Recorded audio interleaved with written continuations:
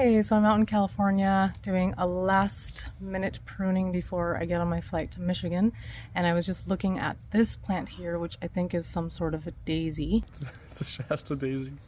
And it looks like my grandma did some pruning on it, but you can see, other than the leaves that have kind of started to brown, that the stems that she cut are browning as well. And this is the reason why when you cut a stem, you want to cut right above a leaf, because if you don't, you'll end up with these brown little protrusions as these pieces start to wither.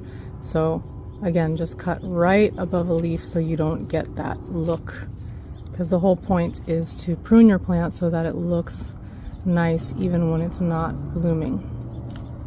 So look at even though there's a little spot right here, it's so much cleaner compared to the side that has these little brown pieces sticking up. So just cut the stems all the way to the leaves so you don't have to do this later.